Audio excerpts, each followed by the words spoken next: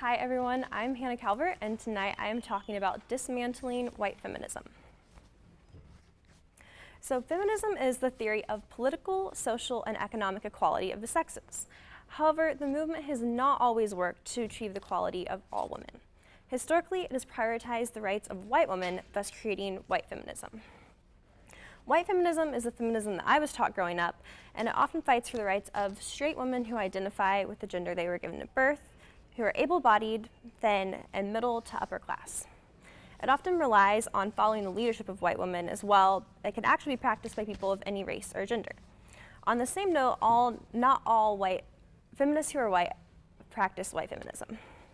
Today, you can identify a white feminist by looking for someone who discredits the experiences of people of color, excludes trans women from the conversation, and ignores issues that exist outside their world of privilege. They might say that they don't see race, and they assume the problems they face from their position of power in life are the only or most important problems faced by all women. So historically, white feminism was what you've been taught in your US history classes, the suffragists who fought for voting rights of women. Although all women were granted the right to vote in 1920 with the passage of the 19th Amendment, many early suffragists were reported to have wanted the right to vote so they could counter the votes of black men who were also given the right to vote. Additionally, stipulations such as head taxes and reading tests were given to keep many black women from voting in the South until the 1960s. Another example of white feminism comes from the second wave. Author Betty Friedan coined the term "the problem with no name" in her 1963 book, The Feminine Mystique. The problem referred to the discontentment that housewives had from staying home and pursuing feminine roles, but the privilege of staying home was only afforded to middle and upper class women who didn't have to work. White feminism can now be seen when examining the fight for reproductive rights. While the mainstream movement focuses on the argument of pro-choice versus pro-life, it excludes the narratives of black women who have been forcibly sterilized in the US prison system. Currently, white feminism can also be seen in the discussion of the wage gap. When talking about gender pay gap, the usual comparison between wages is every 77 to 82 cents made by a woman is per dollar that a man makes. However, this ignores that black women make 68 cents and Hispanic women make 61 cents to every dollar that a white man makes. Okay.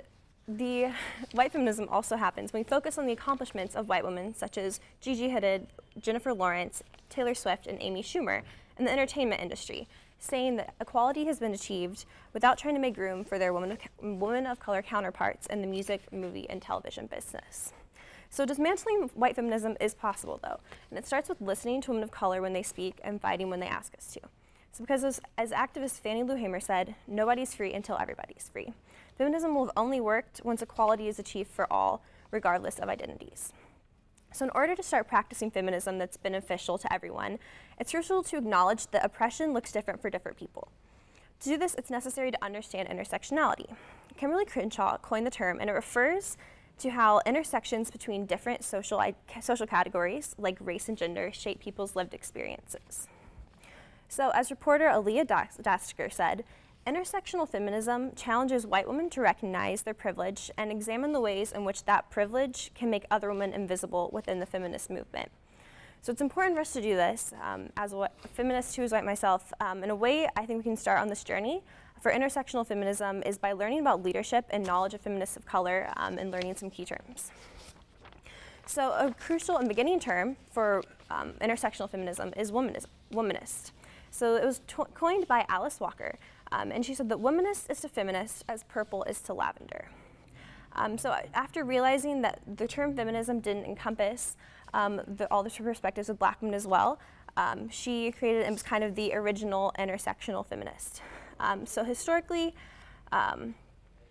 she said that feminism is stronger in color, and it responded to the feminist movement at the time. So reproductive justice is a concept that changed my feminism when I learned about it my freshman year here at Purdue. It's the complete physical, mental, spiritual, political, and social economic well-being of women and girls, and it acknowledges that reproductive rights aren't just limited to pro-choice versus pro-life. It focuses on families, individuals, and communities. The organization Sister Song helps create opportunities for women of color and their allies to fight for reproductive justice. Controlling images and Black misogynoir is another term created that's crucial to the movement. So Moya Bailey is a scholar who refers to the specific misogyny and racism that Black women face at the intersection of those two identities. So author Melissa Brown gave the example of a white woman being praised for her wearing styles created by Black women who get called ghetto or ratchet for wearing the same fashions. So what are practical ways to start dismantling white feminism in your life? So start by educating yourself on the work of women of color. It can be as simple as going to a bookstore and picking up a copy of a bell hooks book. Seek out resources that they provide and allow yourself to be broadened by the perspective and knowledge they have to offer. Another way is to center our feminism and activist work around the experiences of others. So giving up space to speak so that other perspectives can be heard. Know that I don't have the authority to speak on the lived experiences of others, and I don't always see and understand the injustices that others are facing. So finally, it's important to see how we fit into the narrative. I learned from Roxane Gay in her book, Bad Feminists, that there's no such thing as a perfect feminist, and it's important to acknowledge and understand how you're helping further a feminist movement that doesn't fight for everyone. So allowing ourselves to be called out by others and take those learning opportunities to help us change the movement.